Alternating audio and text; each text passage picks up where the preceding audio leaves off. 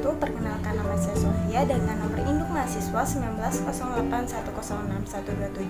1908106167 dari kelas Biologi E semester 4. Video ini merupakan video tugas ujian akhir mata kuliah mikrobiologi dengan judul virus rabies.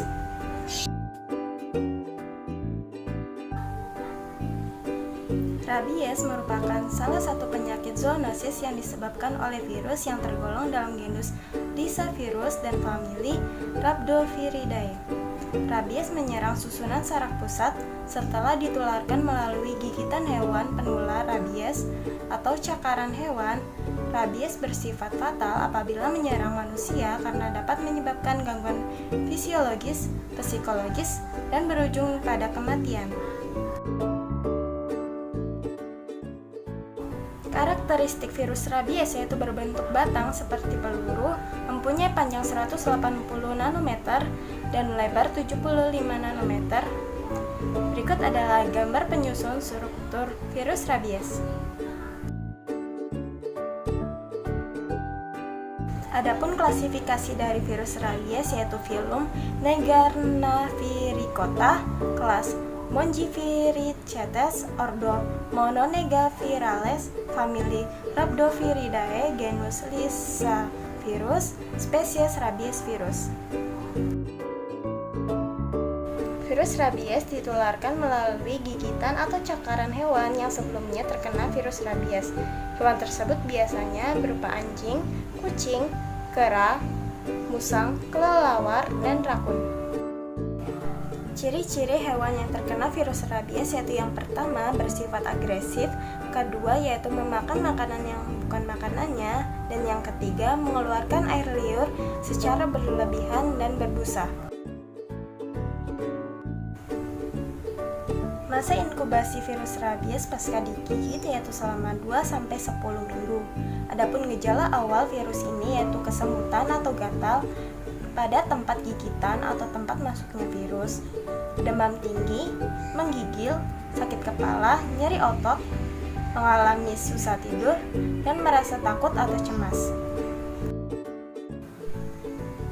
Gejala awal akan berlangsung selama 2-10 hari sebelum gejala yang lebih berat mulai berkembang.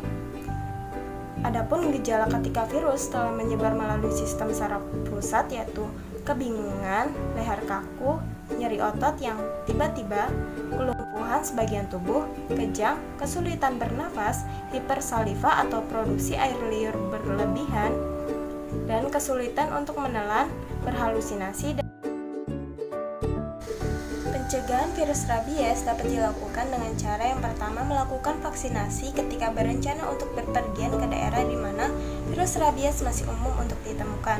Yang kedua, melakukan vaksinasi pada hewan peliharaan, dan yang ketiga, menjaga hewan peliharaan agar tidak memiliki kontak dengan hewan yang terinfeksi rabies. Keempat, melapor kepada pihak berwenang ketika menemukan hewan dengan gejala virus rabies. Kelima, jangan mendekati hewan liar.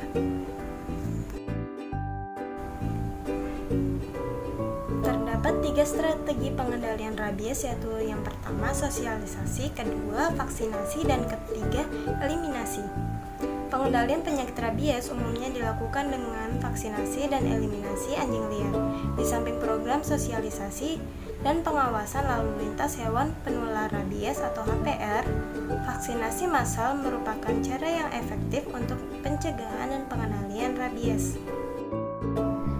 Berdasarkan hasil studi literatur pada titer antibodi protektif rabies di daratan Flores dan Lembata Provinsi NTT 2016 adalah 49,49%, cakupan vaksinasi sebesar 98,12%. Hal ini sesuai dengan rekomendasi WHO bahwa 70% dari populasi anjing di daerah tertular harus dikebalkan untuk mencegah penyebaran dan pemberantas rabies.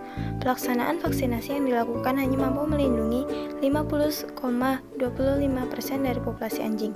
Tingkat kekebalan anjing terhadap rabies berhubungan dengan status vaksinasi umur, jenis kelamin, dan periode pasca vaksinasi.